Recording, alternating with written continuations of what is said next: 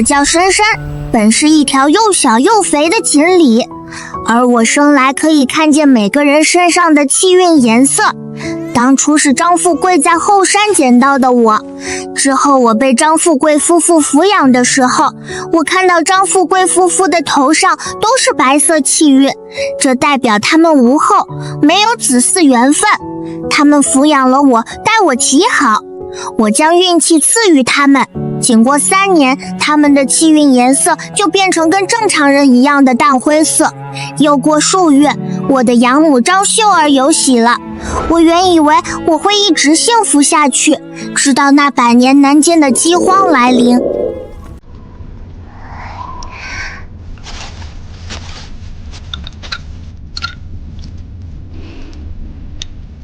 娘，我也饿。珊珊，你大一些，可以挨饿，这粥就留给弟弟妹妹吃。娘，那你和爹年纪都比我大，为什么你们还吃地瓜粥？你弟弟妹妹才1岁多，经不起饿。我和你爹年纪太大，也经不起饿。所以才5岁多的我就很经得起饿吗？我明明也好饿，可是娘，我真的好饿。你以为食物这么好弄到吗？现在是饥荒年。那娘就不管我的死活吗？珊珊也是你的女儿啊，如果爱我，你只是我们捡来的孩子，你是我们捡来的孩子，这粥留给弟弟妹妹吃。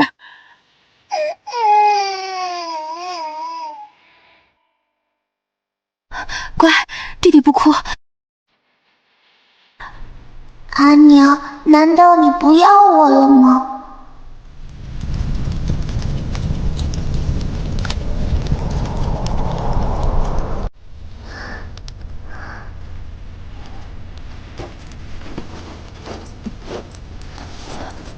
嘘。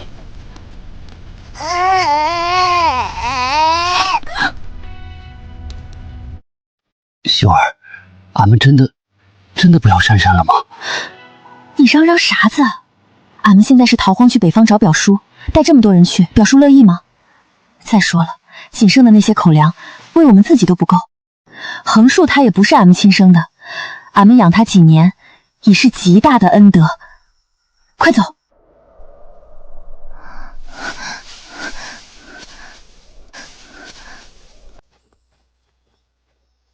养了我几年，心里有没有一点舍不得我呢？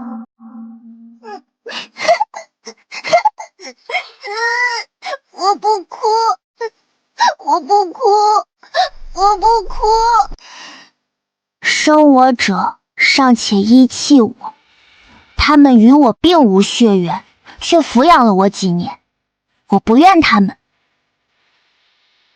愿爹娘和弟弟妹妹从此平安健康，过上一顿能吃4个菜的好日子。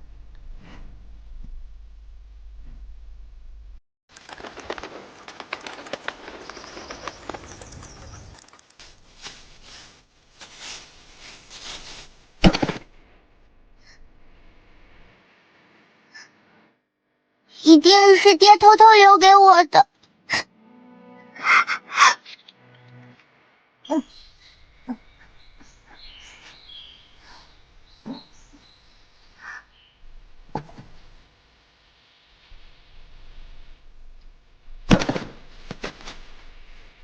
我不能死，我要找个新家。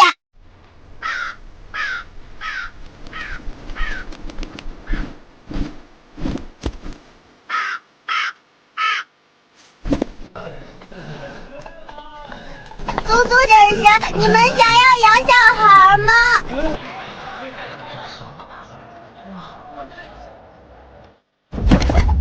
滚开，自己都活不了了，滚！大娘，我很乖的，也会干活，你们可以养我吗？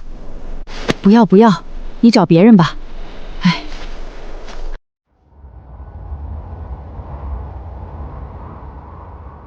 这里风景挺好，就让我死在这儿吧。来生愿我能做一个有父母疼的小孩。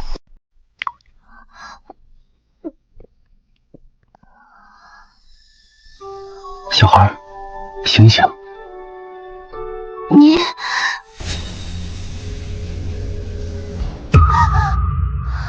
这个树树头顶上的气运居然是紫红色，只可惜这气运沾染着代表死亡的黑气，他命不久矣。醒了就好，这颗乌肚子给你吃。谢谢。这个叫乌肚子的果子很甜，很好吃。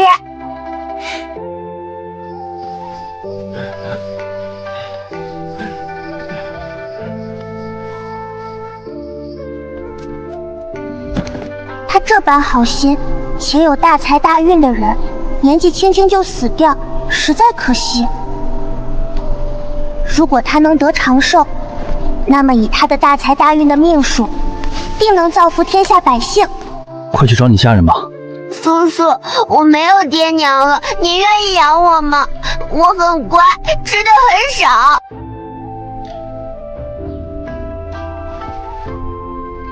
也罢，孑然一身，遇到也是缘分。以后我是你阿爹。爹，我叫珊珊。名字挺可爱，当小名吧。以后你就叫福宝。多谢爹爹。爹爹姓李，名忠义，字怀林，是个年纪不小了还没混出手的穷酸秀才。这次逃荒，我打算往西走，去西四州投奔我那做码头生意的堂叔。原来爹爹是书生啊，他的气运指示这次要向北去。爹爹，向北走。向北？向北？对，向北去，爹爹定能前途无量。向北，福宝啊，我若往西，那是为了求生，为了活着；我若向北，那可就是为了报复了。爹爹，什么是报复？一朝折桂登魁首，不负平生万卷书。福宝啊，爹跟你说的是，你现在还小，有些事情呢你还不明白，等你长大了，你就会明白的。罢了，福宝还小，不懂这些也是正常的。爹爹，你是书生，以后教福宝读书识字，福宝就能懂爹爹的抱负啦。北方权贵云集，咱们在那边没亲没故，实在难立足。西边富庶，普通百姓多，咱们去了更容易活下来。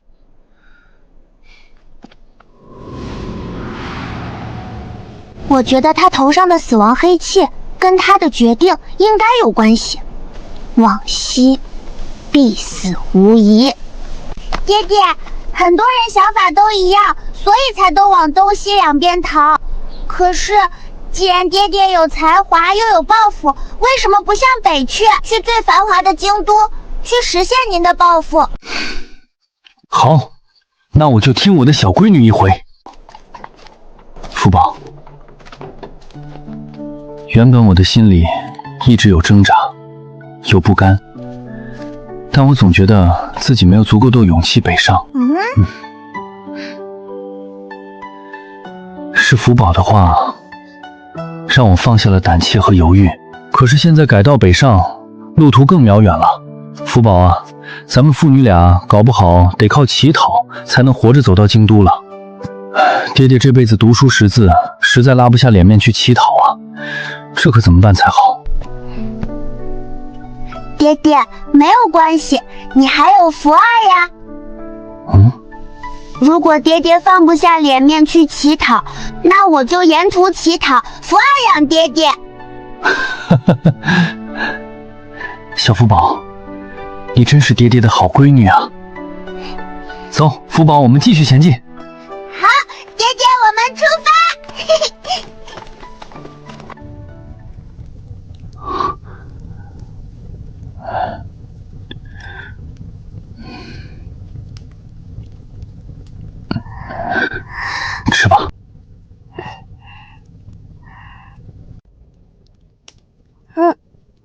爹爹，你吃，福宝还不饿。怎会不饿？你都快1天没吃东西了，快吃。福宝人小，肚子也小，不像大人那么容易饿。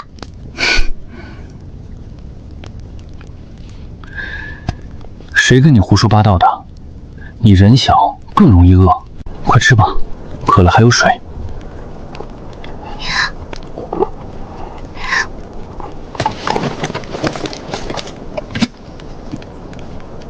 你抬头，张嘴，爹爹喂给你。啊！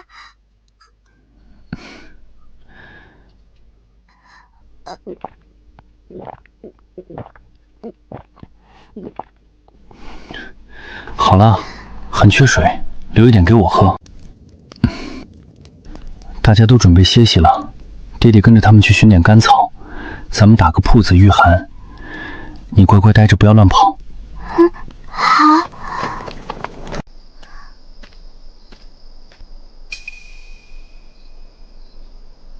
那水壶里头根本就没有水了。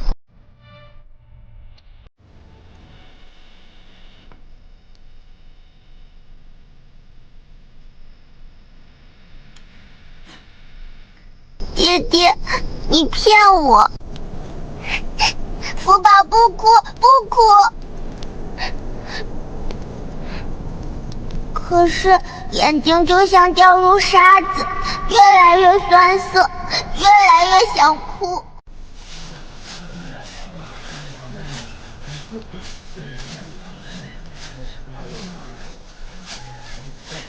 走开！穷酸秀才，这地方的草都是我的，想冻死就直说。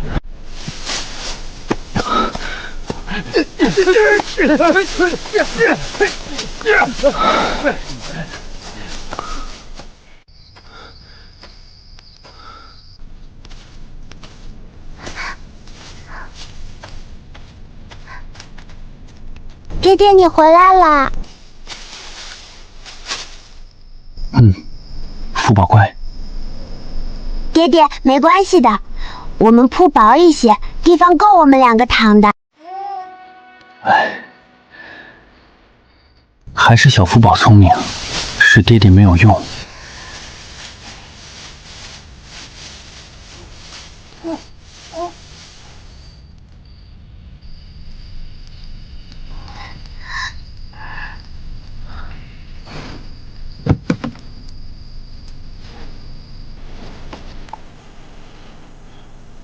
福宝别怕，爹爹在这儿。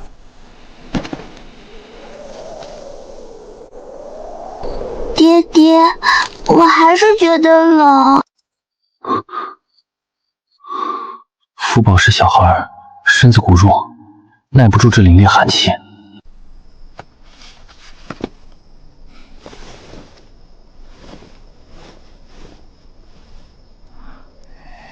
爹爹，你会冻坏的，咱们靠在一起，互相挤挤取暖吧。不可。福宝，你要记住，男女授受不亲，即便是妇女，规矩也是要守的。哦，瘦和瘦的就不能亲近？可这荒年里哪里有胖子呢？唉，爹爹真是个倔脾气。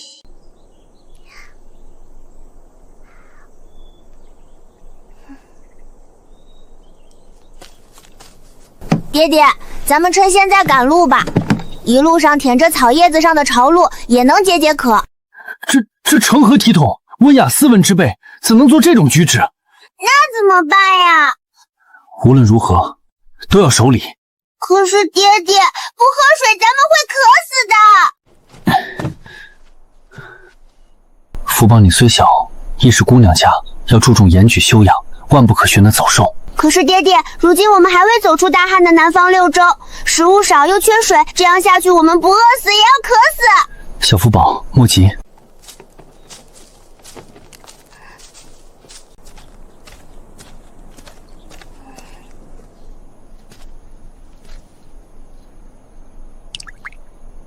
爹爹嘴上说不文雅，还不是偷偷揭露珠，真是个嘴硬的倔脾气。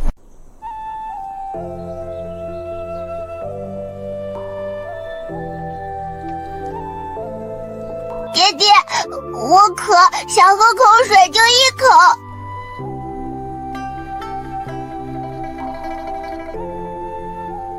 不能喝。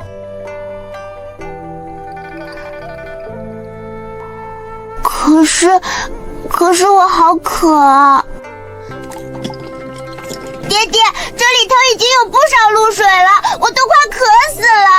再等一等。走吧。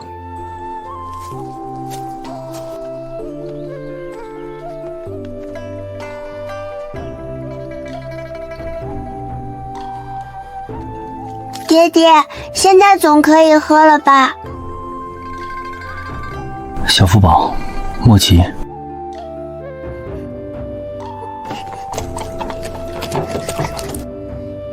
这还不急？爹爹，我渴。渴也不能喝。这个狠心的爹爹，怎么连一口水都舍不得给我呢？黑心肝的！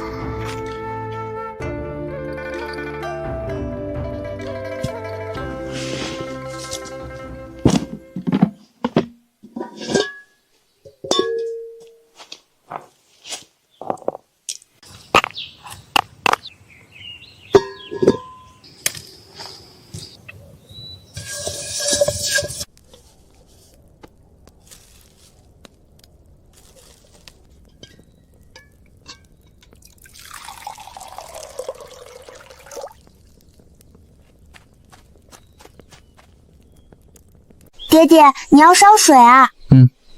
这朝露瞧着澄澈，其实里头藏了不少脏东西。福宝，你是小孩，当下荒年，吃喝本就不好，身子骨瘦弱，入口的东西应当更加注意。所以，爹爹刚才一直不让我喝生水。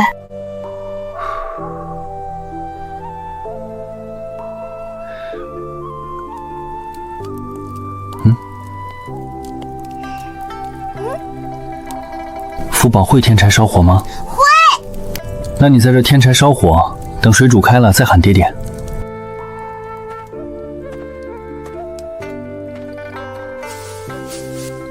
我原本以为爹爹是怕夜里睡觉冷，才去收集干草。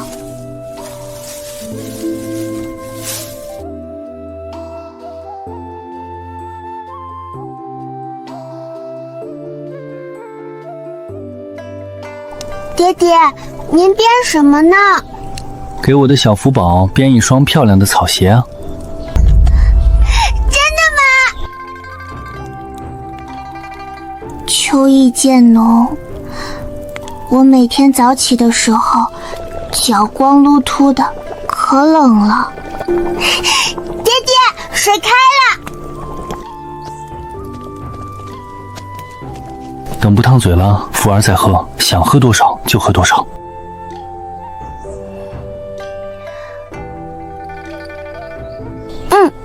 我和爹爹一起喝。好。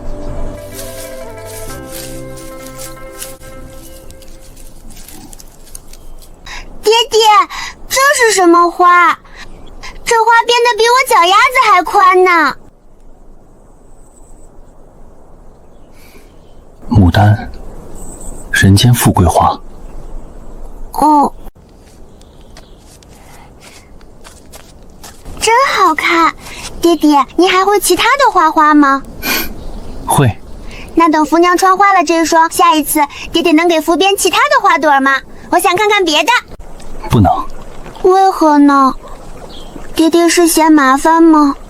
因为爹爹希望福娃就像这牡丹一样，富贵悠然过一生。我们穷人最想要的，可不就是富贵吗？书生爹爹是真心待我好的，对吧？爹爹，您是个读书人，怎么连编擦鞋都会呢？还编得这么精巧。爹爹，您明明是个秀才，怎么连编草鞋这种粗活都会呀？还编得这么俊。我何止会编草鞋，福宝，你爹爹我会的可多了。哇，爹爹好厉害！那您这些本事都是打哪儿学来的？是跟哪位厉害的师傅学的吗？跟舒先生学的。啊，舒先生，那是谁？书中自有颜如意，书中自有黄金屋，书中还有百宝箱呢。小福宝，你以后跟着爹爹努力读书识字，也能跟爹爹一样会许多东西。所以，书先生就是那些书？可是，颜如意又是谁？唉，我这就是吃了没读书的亏。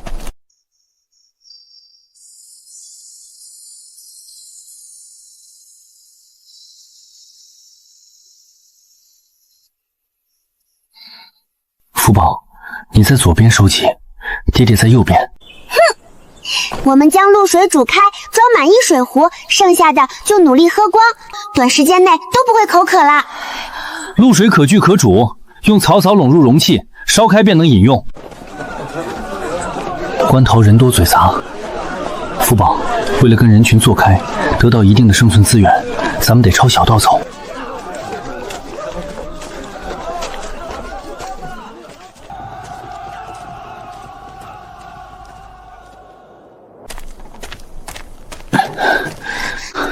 福宝，若是没有你当初拉住爹爹，爹爹怕是已经走岔了路。福宝，你真是爹爹的救星。爹爹，你也是福宝的救星。吃吧，再坚持一下，只要翻过前面那座山，咱们很快就可以离开南方六州之地了。到了北边就有活路了。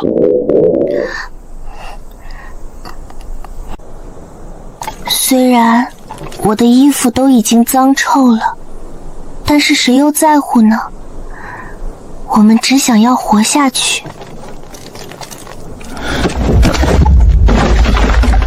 爹爹，爹爹，你醒醒！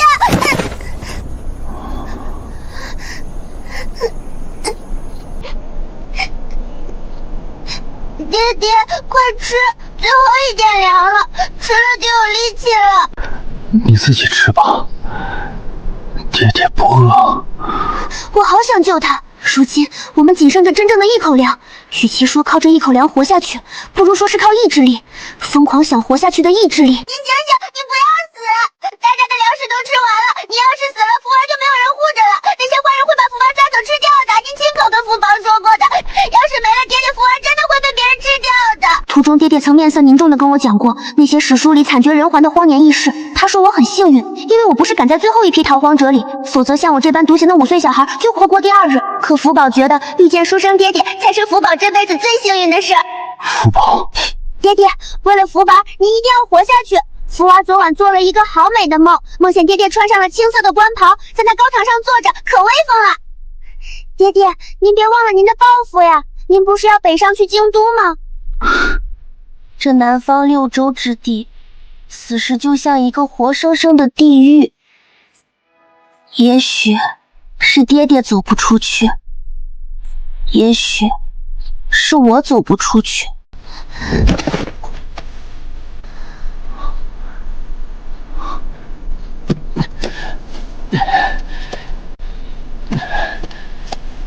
书没了可以再找，福宝只有一个。福宝，别睡，你一定要坚持下去。等爹爹以后当了大官，我的小福宝就是全天下最尊贵的千金大小姐。大小姐？对，咱们福宝长得这么俊，等以后长大了，一定是国色天香的大美人儿。爹爹，国色天香是什么？国色天香啊，就是小福宝，福宝，福宝，你醒一醒，别杀爹爹！香，特别香，是肉的味道。我不会被烤了吧？醒了，福儿又做噩梦了。爹爹，醒了就好。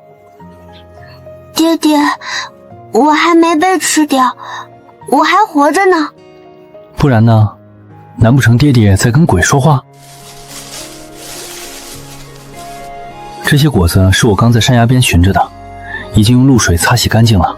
你快些吃吧，垫垫肚子。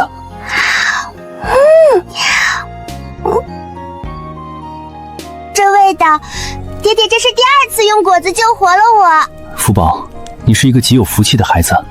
方才爹爹背着你以为咱们真的要饿死在这荒岭上了。可偏偏就在那官道分叉的路口，平白无故生出一棵挂满果子的金樱子树。路口？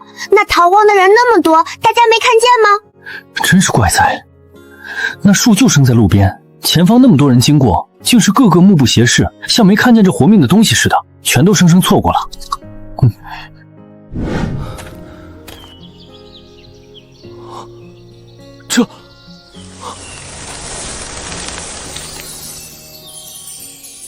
这一带虽然不像南边那般赤地千里，但前头逃荒的人多如过江之鲫，凡是能进嘴的树皮草根早被抢光了。福宝，你在这里等我一下，我等会儿就回来，不要乱跑哦。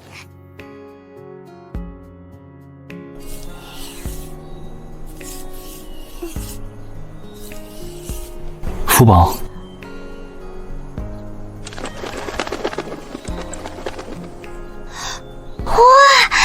爹爹，这是山鸡。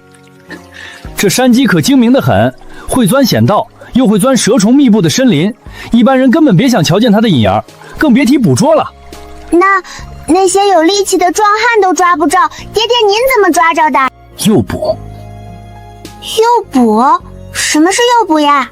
所以爹爹是故意学母鸡叫，把那个大公鸡给骗出来的？那是自然。爹爹先在这险道的草丛里布下草绳圈，等那公山鸡以为寻到了意中人，急不可耐的一脚踏进来。嘿，爹爹我顺势收绳，再纵身一扑，这狡猾的畜生便只能乖乖认栽。爹爹好厉害！福宝，这不叫厉害，这叫足智多谋。爹爹足智多谋，爹爹天下第一足智多谋。爹爹鸡肉烤好了吗？好香啊！好了，爹爹现在就给福宝削个大鸡腿。爹爹牙口硬，不爱吃这些软嫩的部位，给福宝吃。爹爹，其实福儿也不爱吃那些肉，福儿已经吃饱了。这叫烤鸡骨架，加上这金樱子的甜味，滋味才叫一绝。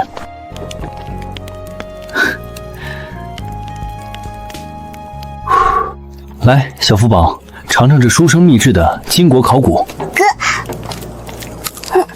好脆！爹爹太好吃了，又香又甜。爹爹说的对，书中真的有百宝箱。以后我也要跟爹爹一样好好读书，学一身的本事，变得跟爹爹一样厉害。这深林子里藏着水，还有山鸡出没的痕迹。官道上那些人眼拙，没发现这宝地。爹爹，那咱们是不是不用挨饿了？小福宝，咱们就在这里好好休养几天，等明日爹爹再去给你钓一只肥山鸡回来。1颗、2颗，爹爹还有11颗呢，您吃1颗吗？爹爹不吃，福哥正是长身体的时候，多吃几颗，记着留下几个备用就行。吃掉3颗，还剩8个。这是我逃荒以来第一次吃得这么饱，睡得这么暖，哪怕明天还要赶路，我也不怕了。福宝，快醒醒，跟爹爹说说昨晚做什么美梦了。你昨晚睡觉啊，嘴里一直咯咯笑着，停都停不下来，梦见什么大好事了？梦见吃烧鸡了，可带一根鸡腿了。哟，原来是个小馋猫。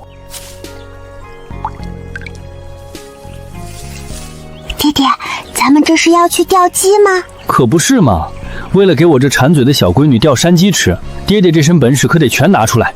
爹爹真好。爹爹快看，鸡！别动，那是一只母鸡。母的？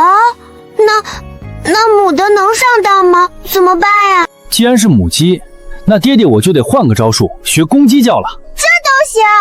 爹爹，这世上还有您不会的事情吗？当然有，而且很多。小福宝，看好了。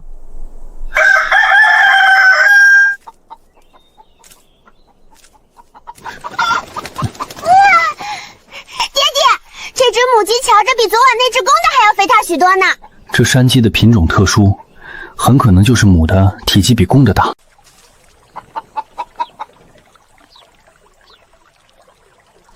爹爹，你在找什么？这野林子深，最容易藏毒蛇。福宝，在那待着别动，等爹爹看仔细了。爹，为什么不去大潭里洗鸡啊？那里水多。这潭水是活命的本钱，咱们在这儿洗了鸡，血水就兴了整潭。若是污了这一潭水，后头来的人喝了要生病的。小福宝，你知道你爹爹以前在书院里还有一个名头叫什么吗？什么啊？厨神。爹爹，您是不是欺负我以前不认识您，就在这儿跟我吹牛呀？你这小丫头，竟敢小瞧你爹的本事！爹爹是秀才，书生哪有会烧饭的呀？您就逗我吧。你这孩子，看来不拿出点真本事你是不会服气的，你就等着瞧吧。哇，爹爹，我就没有吃过这么好吃的烤鸡。在这荒野里，长期不吃盐，大人都难以忍受，更何况是你一个小孩。这金银子虽然不能完全比过盐巴，但带着一股子野性的甜，足以让你抵挡一阵子了。再坚持一下，只要过了这一带，就有活路了。福宝，爹爹一定会带你走出去。不管爹爹说的是什么，只要他在我身边就好。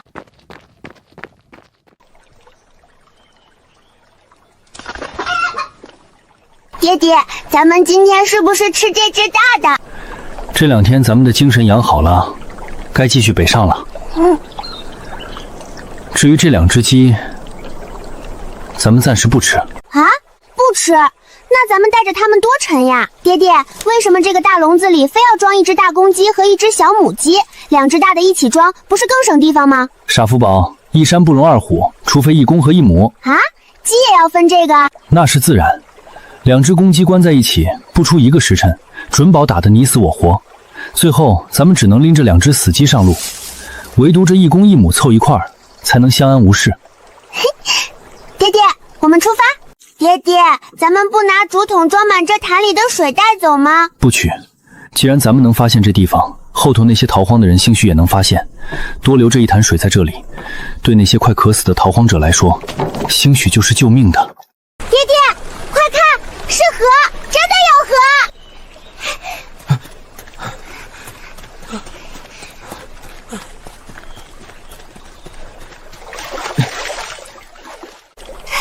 畅快，太畅快了！爹爹，北边真的跟南方不一样。爹爹，我想沐浴，我想把这一身的脏臭都洗掉。此时正午，没有那么严寒，但是仍需注意。你去角落把那身破衣裳换了，先裹着爹爹这件旧褂出来。日里只有夜间御兽取暖才用火，今日爹爹竟然这么早就生了火，真是少见。听着，现在别急着下水，绕着这浅滩先跑2圈，一定要等感觉身子跑热乎了，感觉皮肉都发烫了再下去。洗得快一些，莫要贪玩。知道了，爹爹。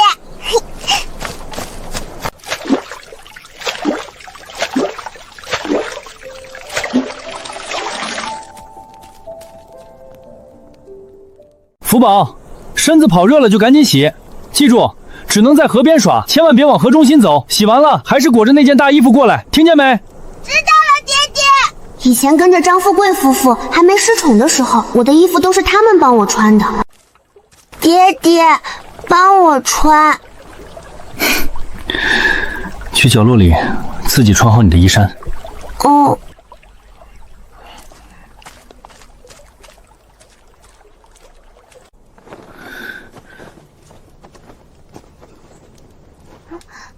爹爹，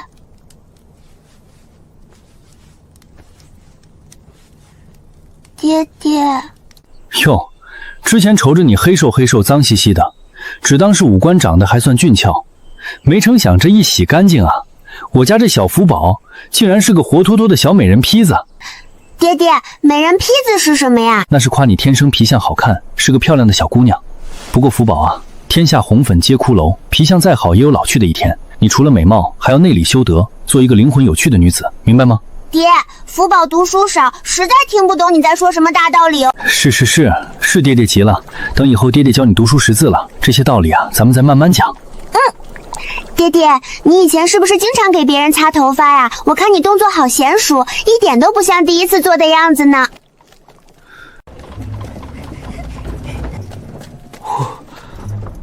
总算赶上了。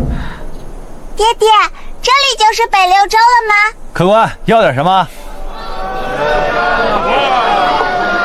各位客官，瞧一瞧，看一看，这可不是寻常家禽，乃是深山灵气孕育的天鸟。不就是2只野山鸡吗？这您就看走眼了。这小母鸡一旦养大，每日能产5枚灵蛋。不仅如此，吃了这天鸟的肉，女子美容养颜，老人延年益寿。至于男人嘛，补肾强肌，保准您夜里猛如猛虎下山。爹爹，猛如虎是说会变成大老虎吗？好一个猛如虎！5两银子，这2只鸡我要了。我终于明白了，爹爹这一路辛苦背着这2只鸡，原来是为了赚这第一笔活命钱。福宝，钱到手了，走，爹爹带你去吃好吃的。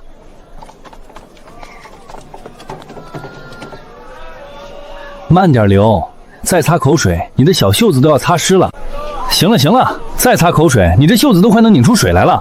爹爹，这可不能怪福宝，是这些肉啊饼的实在太香了。福宝说的对，这事儿得怪那些做买卖的，谁让他们把东西做得这么香，害得我家闺女流口水。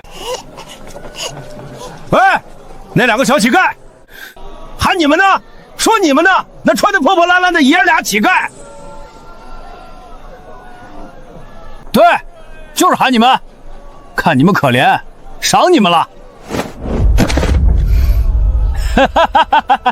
你想不到了，快捡着吃吧，管够。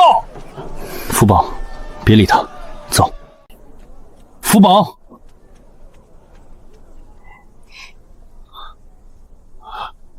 大叔，虽然我和爹爹穿的破瘦，但我们不是乞丐。我想大叔你应该也是出于好心，但是这肉饼你可以留给真正的乞讨者。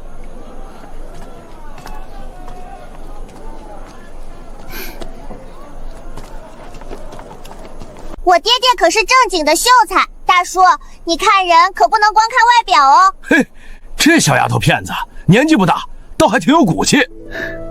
福宝，今日你可算是一个君子了。爹爹，为什么这么说呢？因为君子不食嗟来之食，福宝方才没有吃那丢在泥里的饼，保住了体面，这便是君子之风。哦，福宝没有食嗟来之食，是君子也。公子带着闺女呢，来一碗面汤吧，3文钱一碗，便宜又好吃。公子您看，我这是面条收钱，汤是免费的，管够随便您加。我好像什么都听不见了，除了那锅汤咕嘟咕嘟的声音。福宝，怎么不走了？老板，来一碗面汤。谢谢爹爹。瞧你这没出息的样子，小馋猫。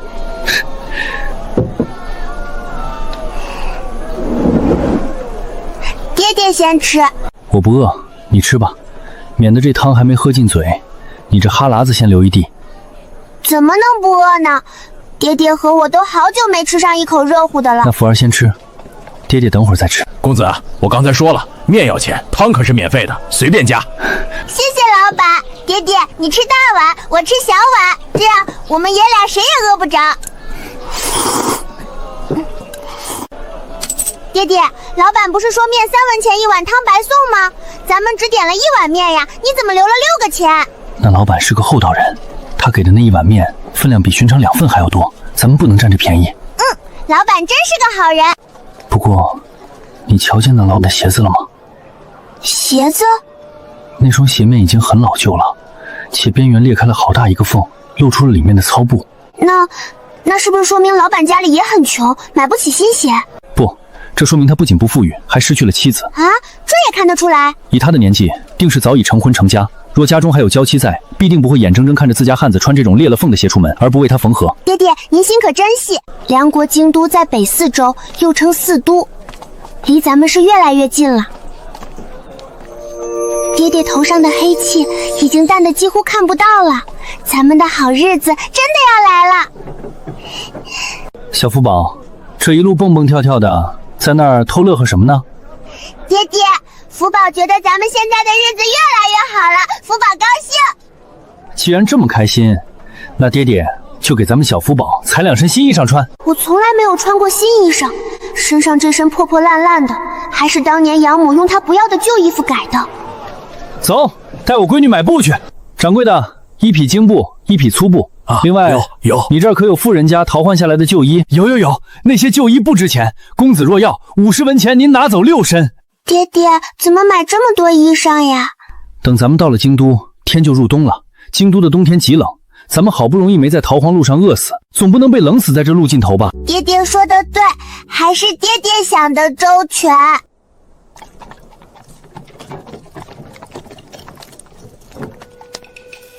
好嘞，公子好眼光，买骡子送骡车，绝对划算的哟。爹爹，咱们这钱还剩下多少呀？小管家婆，咱们全家的积蓄都在这儿了，交给你保管。买了这些东西，咱们就只剩3个钱了。唉，我这个败家爹爹呀！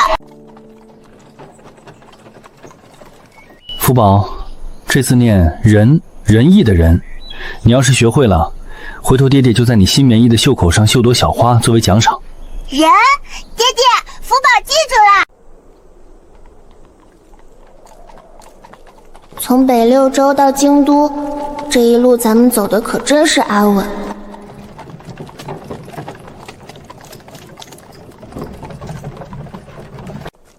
下雪了，爹爹，好漂亮啊！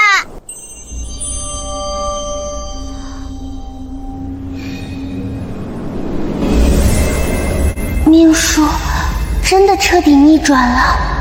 爹爹，咱们手里真就只剩这3个钱了。今晚咱们是不是得去那破庙里睡地铺了？莫慌，跟紧你爹，丢不了。东街虽然住的都是穷苦人家，俗称贫民窟，但那儿的治安在京都可是数1数2的，最是安稳。爹爹，你以前来过京都吗？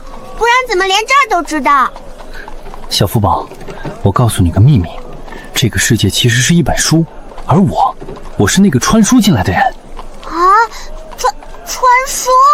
哈哈，逗你的，小丫头，瞧把你吓的。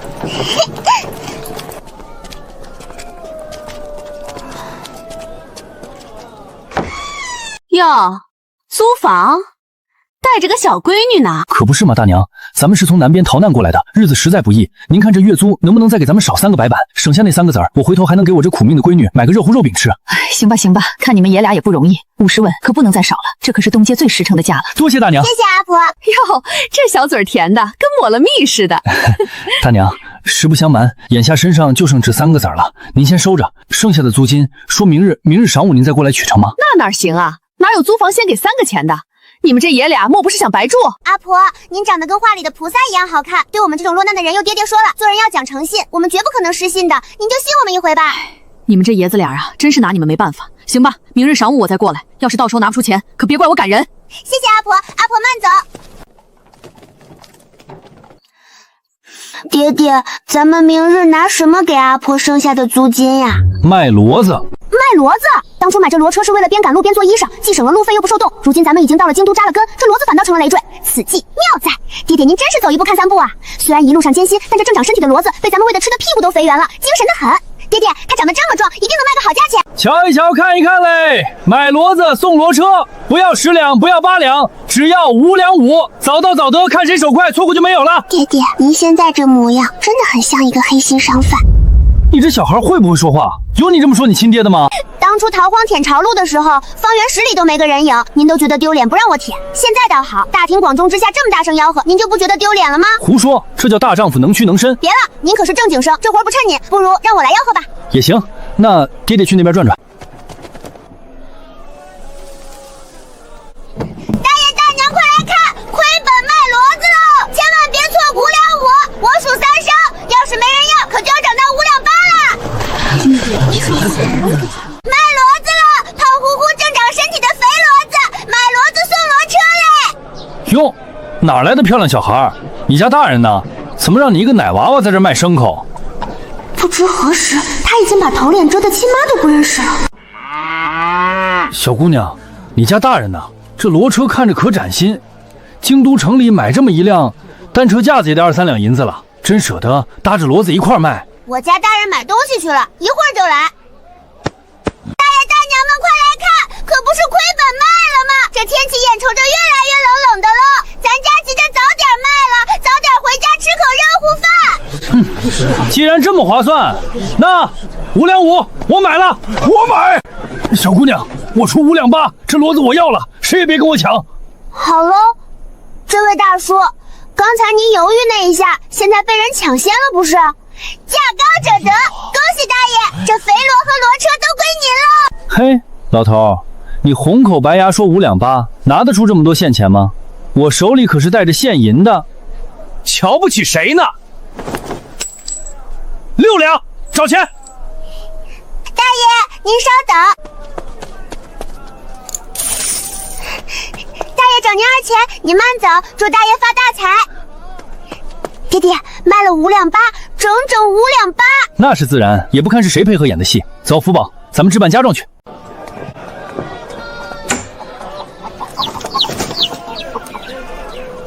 爹爹，还要买锅和碗筷呢。买，还要买笔墨纸砚，那可是书生的命根子。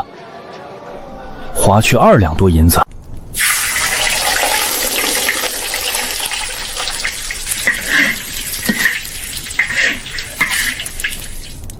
福宝，这油渣攒着，每回做菜放一些，香的能让你掉下巴。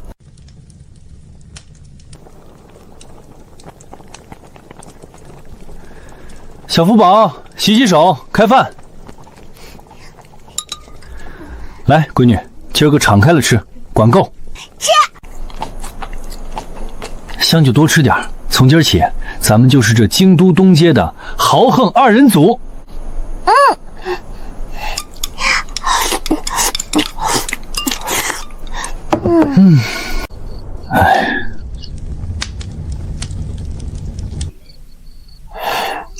吃饱了，洗净了，盖着这软和的棉被，这日子舒服的跟做梦一样。小福宝，你的养父母当初为什么要遗弃了你？爹爹想听，福宝就告诉你，福宝是被张家村的人捡回去的。那时候我还小，记不得事。后来他们生了自己的孩子，就对我不好了。逃荒路上，他们嫌我累赘，就把我丢下了。你恨他们吗？谁？你的亲生父母，还有那对把你丢在干草堆里的养父母。不恨，亲生父母从未见过，心里连个影子都没有，哪来的恨？至于养父母，我反倒感谢他们，没让我刚落地就冻死。遗弃我，也是荒年里保命的无奈法子。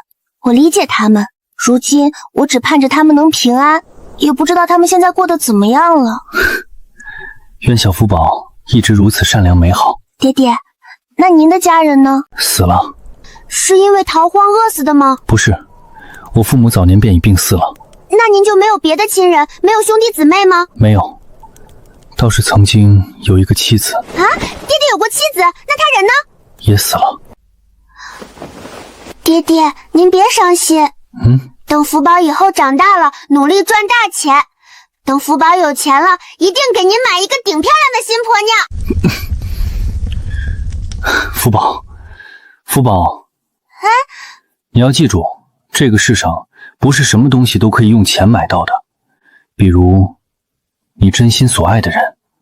哦，那以后福宝就给您买一个您爱的新婆娘，这样走成了吧？他都不说话了，这下应该是满意了吧？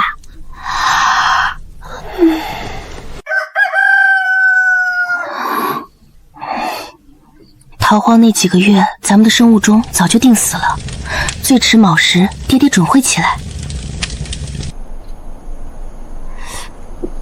香。福宝，看，爹爹给这些小东西堆了个行宫，把它们圈在这里养，免得它们乱跑，祸害了咱们刚种下的那2块菜地。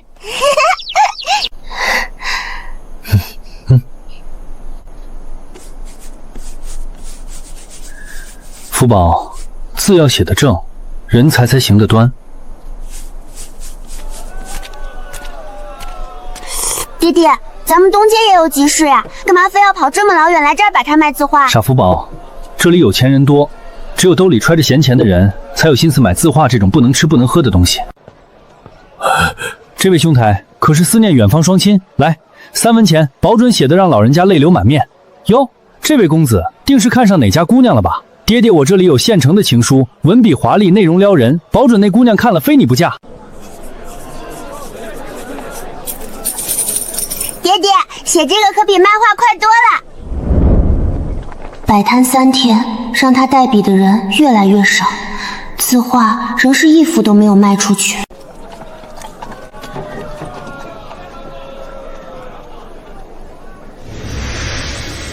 奇怪，爹爹头上的气运明明变得越来越深了，可这字画怎么就没一个人欣赏呢？惨的喽！难不成是我这双眼看走了眼，还是说京都的人都没眼光？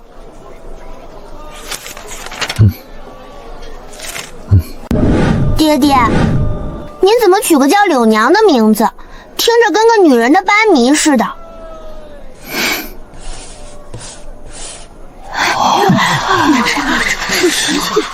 老板，柳娘的画本出续集了吗？赶紧给我来一份，我也要。昨个看到紧要关头就断了，挠心挠肺的一宿没睡。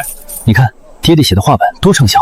我虽然看不懂，但看着爹爹每天埋头苦烂，咱们家陶罐里的银子确实一天比一天多。爹爹，咱们以后难道就打算一直在这儿摆摊卖画本吗？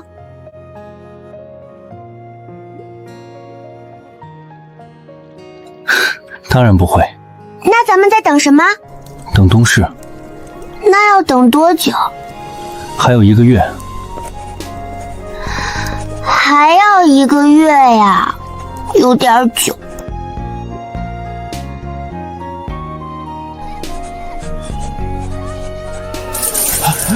老板，柳娘的画本今天更新了吗？赶紧的，大伙都等着看结局呢。来了，今日份的连载限量10份，先到先得。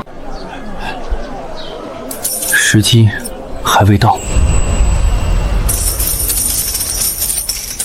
很快，我们家就从只有几两银子的小户，变成了存着几十两银子的富户。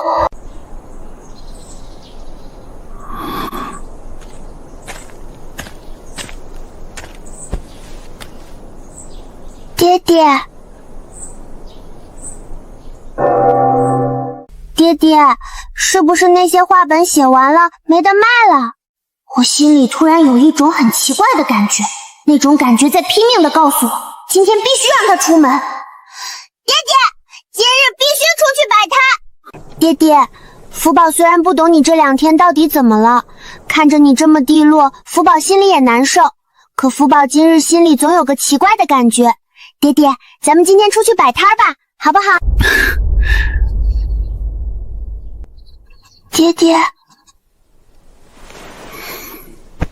也好，是该向前走，向前看了，总不能一直活在旧梦里。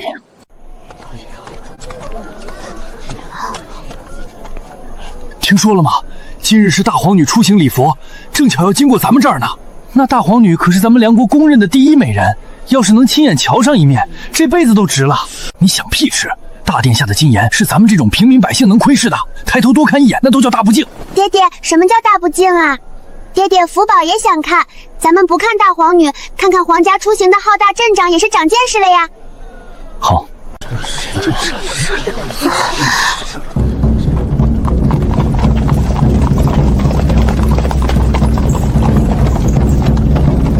这阵仗真是见所未见，浩大的让人喘不过气来。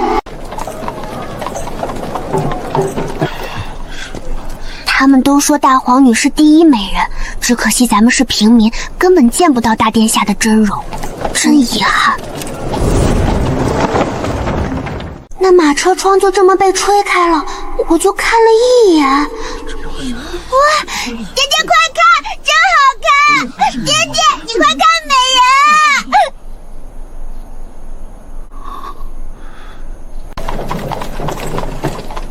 爹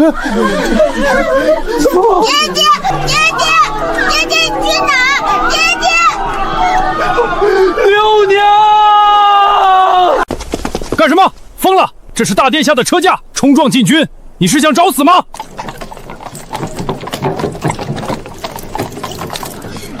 不知死活的疯子！爹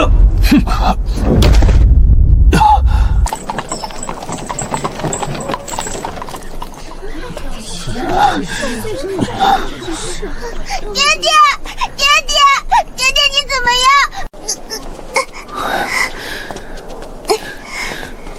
这真是个疯子，连大殿下的车架都敢冲撞，没被打死算他祖上积德。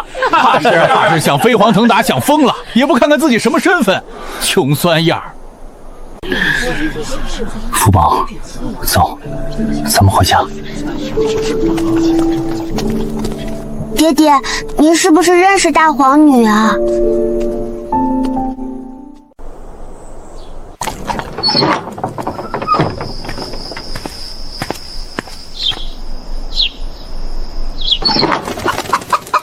福宝，看爹爹带了什么？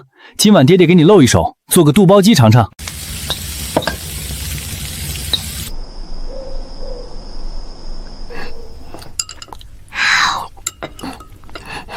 爹爹，这菜真香，福宝以前从来没吃过，太好吃了。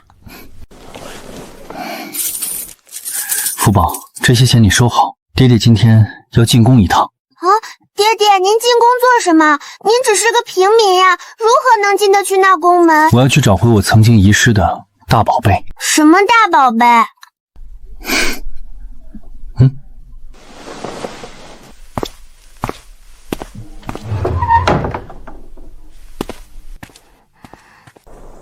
福宝，记着，房租我已经预交了半年，这屋子大娘不会赶你走。爹不在家这些日子，你每日都在这架上挂一件我的外衫，要让外头路过的人瞧见，知道这家中有顶梁的汉子，莫让歹人起了贼心。爹爹，你什么时候回来？听好了，如果3日后爹爹还没回来，那往后的路，福宝就要学会自强。你是个聪明的孩子，一定能护好自己。爹爹放心去吧，去拿回你的大宝贝，福宝在家等你。家里突然就只剩下我一个人了。爹爹的大宝贝到底是什么呢？那宝贝一定比福宝还要重要，对吧？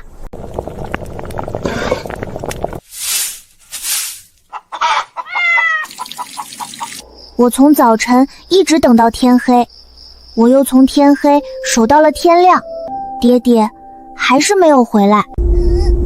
爹爹，难道你已经进宫被打死了吗？你要是死了，福可怎么办呀？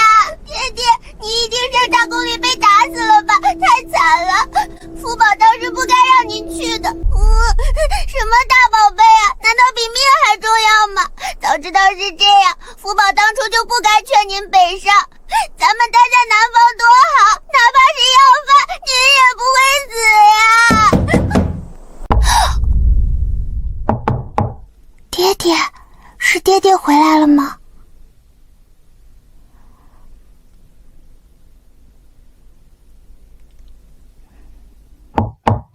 是福宝吗？福宝，别怕，是你爹让我过来的。你认识我爹？我们在京都可是一个熟人都没有的。说不上认识，我啊，只是听命行事。听命？听谁的命？怎么，小姑娘还是不信啊？那我且说给你听听。你爹叫李忠义，字怀林。至于你，大名李福宝，小名叫珊珊。我说不得对不对？你真的知道我爹？大娘，那我爹呢？他人在哪儿？快告诉我！别急，李大人昨日一早就已经出发往南边去了，是为了领命去修缮水渠。李大人，爹爹成了大人。这是李大人临行前特意留给小姐您的。这的确是爹爹的笔记，可是我认识的字还太少。小姐若不嫌弃，不如老奴给您念一念。好，麻烦嬷嬷了。小福宝，爹爹已承莫皇恩，陛下特赐我为钦差大人，即刻动身前往南方主持水利修缮。此行路远，归期暂未定，陛下连续特派一位贴心的嬷嬷进府照看你，你要乖乖听话，安心读书，静待爹爹归来。信里的意思，小姐您听得懂吗？当然，爹爹说的这般简约易懂，劳烦嬷嬷特地跑一趟了。小姐客气了，陛下以下只将奴婢赐给李家，往后便由奴婢来照料您的起居。小姐若不嫌弃，唤奴婢一声张姨便是。多谢张姨。南方大旱多年，陛下一直愁眉不展，朝廷没有好法子，所以陛下才张榜求助吗？是啊，3日前，李大人竟然在大庭广众之下亲手揭下了那张悬赏天下的皇榜。原来爹爹的大宝贝竟是这种能救千万人的大宝符。自那日李大人揭了皇榜，便被京侍卫直接带进了深宫。进宫之后呢，那些大官们没难为爹爹吧？修缮水渠这种事，满朝文武，甚至那些德高望重的老大人，不知提过多少法子。可陛下要的不是那种动辄耗费国库天价的方案，而是能真正省钱又管用的奇谋。谁都没想到，李大人递上去的那几张薄纸，只需原本计划的1/20的银钱，就能将水渠修成。而且那方案若是真的落成，从此以后南方6州将再无旱灾，亦无水浇之苦。爹爹果然最厉害了，那陛下怎么说？陛下看了大约，却也慎重，他让大人当着500官的面，亲手立下了军令。张仪，什么是军令状呀？陛下承诺，若大人真能办成这惊天动地的大事，回京之日便是加官进爵、赐予府邸之时。可若是非成不可能，若是非，那就没有官阶府邸可以赐啦。可万一……小姐，老奴只问您一句话，您相信您父亲吗？当然相信，爹爹无所不能。那便没事了。其实小姐，老奴先前是在大皇女身边伺候的嬷嬷。大皇女殿下，李大人此行去南方，还特意向陛下指明了，若要成事，必须得由大皇女殿下随行主事。小姐，您爹爹和大皇女殿下那可真是彼此的伯乐。大殿下赞赏李大人的奇谋，李大人也佩服殿下的胆识，这叫互相欣赏。大皇女也去南方受苦吗？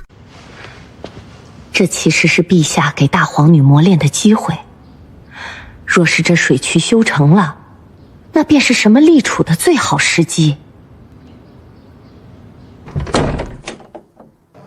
陛下龙心大悦，特赐李大人京都官阶府邸一座。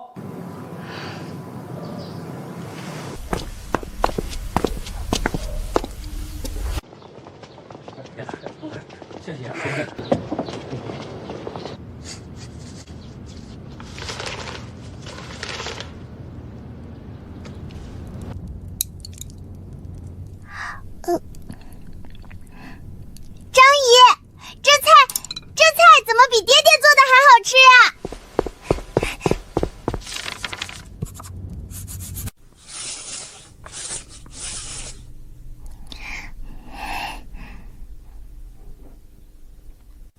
祝爹爹主事顺利，望天下从此再无旱涝之灾。回来了！大皇女殿下和李大人凯旋归来了，南方水患终究能得平了。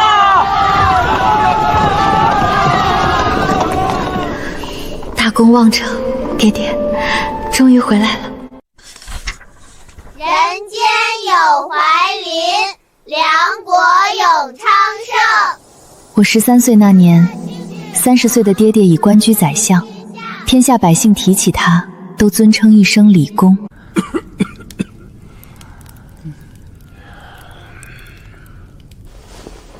社稷之重，唯贤者居之。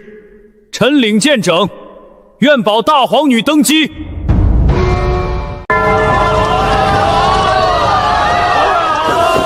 爹爹位极权臣，深受先帝宠信。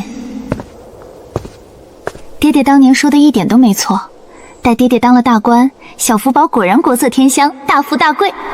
小姐，这大冷天的，京城里哪儿不暖和？您怎么偏想着来这嘈杂的闹市街头受冻呀？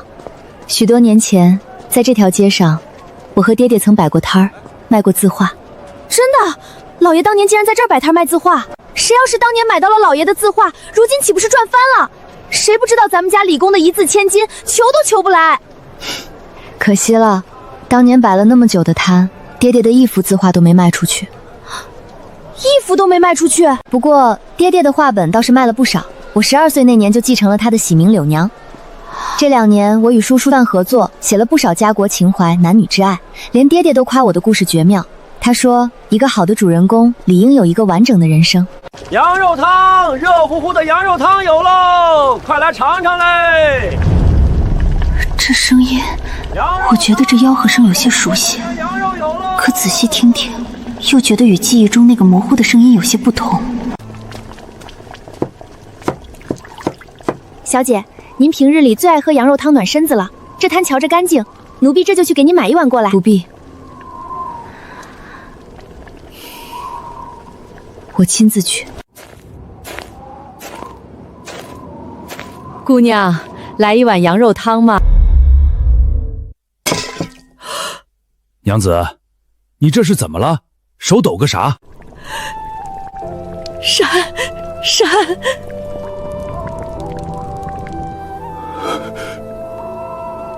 咦，你们这两个摊贩怎么回事？干嘛这般盯着我家小姐看？莫非你们认识我家小姐？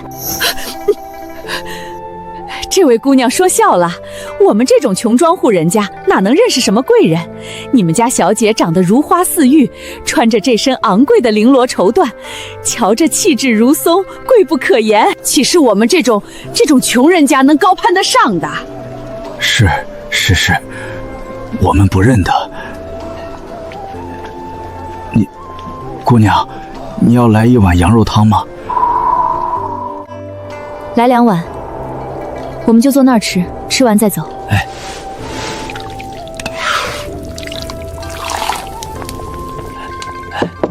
姑娘慢用。您的家中可一切安好？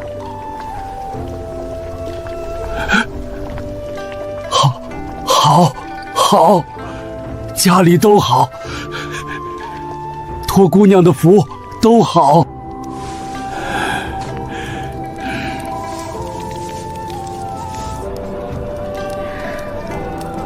那就好。小姐，趁热快喝吧，这汤凉了膻味重，就不好入口了。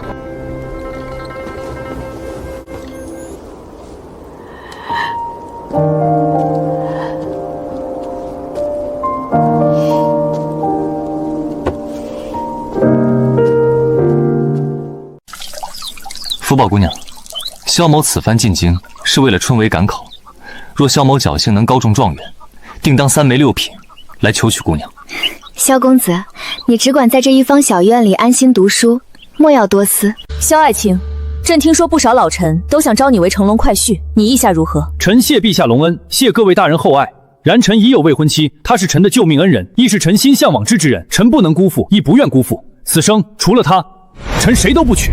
萧状元，我乃当朝宰相，我家中有一幼女，正值妙龄，待字闺中。你若愿娶她，我便许你平步青云，不出10年，定让你位极权臣。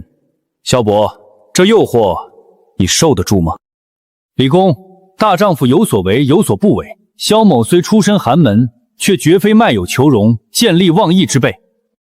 臣已有心中人，绝不另娶，哪怕错失这平步青云的机会，萧某亦不后悔。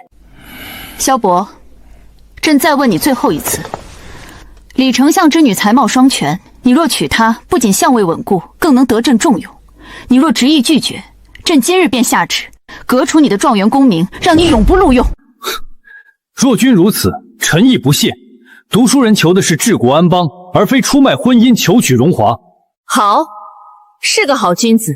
那今日我将为你赐下李府这门婚事。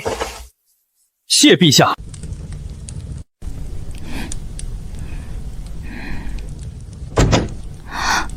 这是爹爹隐藏已久的秘密。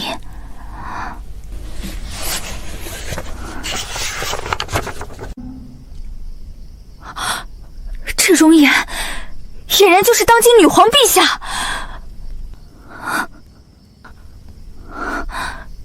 原来，这就是爹爹口中的柳娘。无论是娇媚动人，还是惊艳风华，这一笔一画，全都是爹爹藏匿着的无尽思念和不为人知的妄念。爹爹，您还记得吗？多年前在那条街上见到马车里上是大皇女的陛下时，我问过您，您认识大皇女吗？当时您没有回答。如今我还想再问爹爹一句，您曾经真的认识女皇陛下吗？陛下今年就要满26岁了，朝臣们整日逼着陛下纳妃，好为皇室开枝散叶。可是陛下顶着这么大的压力，迟迟没有点头。他或许也在等。爹爹，难道您就不怕他会等得没有耐心了吗？可是朝中组织规定，陛下后宫男人不得参政。原来如此，他在情爱和远大抱负之中选择了后者。他想辅佐他治理盛世，便无法以丈夫的身份入主后宫。可是爹爹，有谁规定不能爱情和抱负都要呢？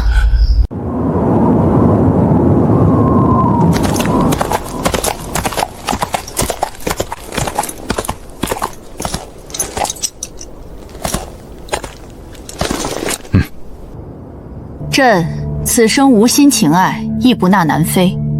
然为了江山社稷，朕自当延绵子嗣，以安民心。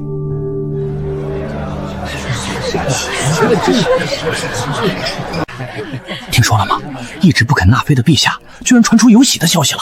我也听说了，甚至有小道消息传出来，说陛下其实在寝宫里藏了一位神秘的俊美男宠。听说那人专在夜深人静时进宫，与女皇缠绵不休，得宠得很呢。料是谁都没有想得到，这位别人口中神秘的俊美男宠，就是全朝一人之下、万人之上的权臣李怀林。